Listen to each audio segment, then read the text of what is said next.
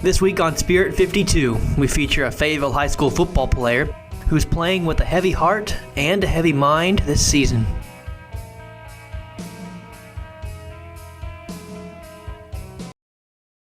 We are Spirit 52, capturing the real spirit of high school sports in Arkansas. Presented by Gatorade, inspiring us all to what's possible.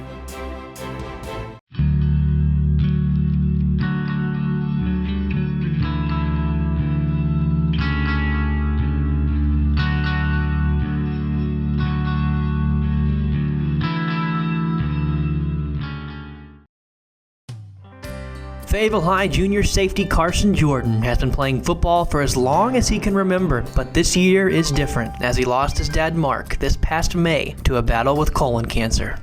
It was a whirlwind.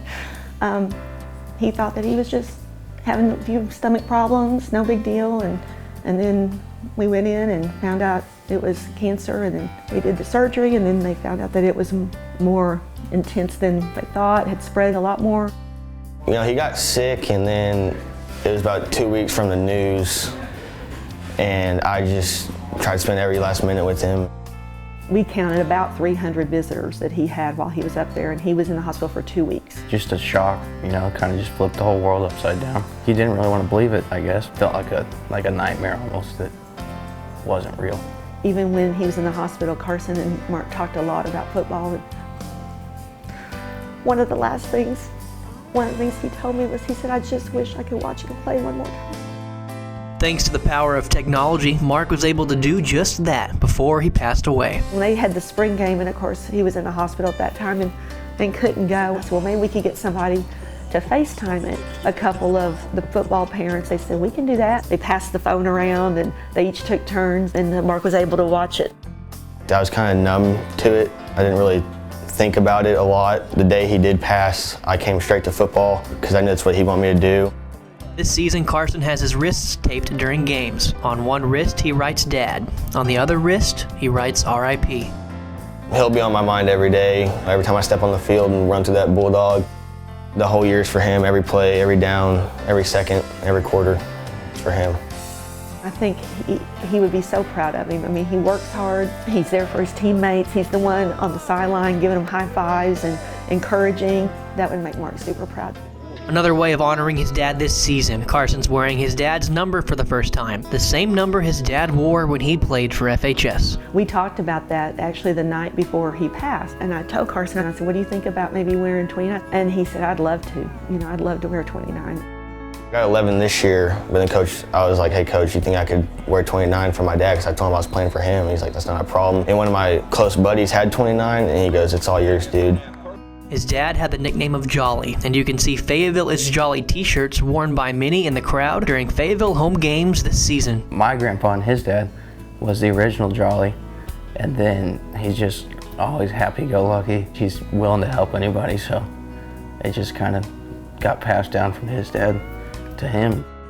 He's so engrossed in the community in every aspect. I think that Fayetteville also gives out those jolly vibes, just like he, wanting to help others and taking care of each other. It was cool just seeing how many people wanted to wear it and be proud of it, and that goes just to show you how many more people he touched. Every time somebody would walk in, it just made us smile that they had bought a t-shirt and they were wearing it to the game, and yeah, it was awesome.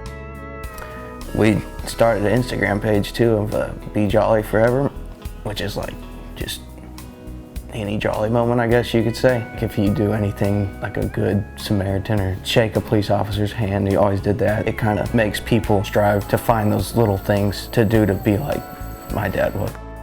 With Carson, you'll see somebody, a lady was trying to move a grill in her front yard, and I was driving, I saw her, and he said, Mom, are we not gonna stop and help her? And that's so his dad. It's crazy to see how many people he touched in his life and like on a day-to-day basis that have reached out and helped in multiple ways. Everybody knew him, everybody loved him, and I think the legacy, probably when they think about just being a good friend and being a family man, he put his family first and spent his whole life doing things with the boys. He said, I just want to be involved in what they're doing.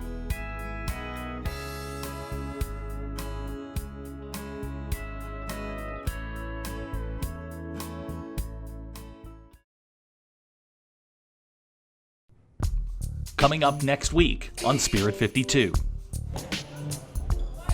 He gives everything for volleyball. He wants all the attention on his girls, and that's one of the best qualities about him is this has never been about him. It's always been about the girls that are on the floor.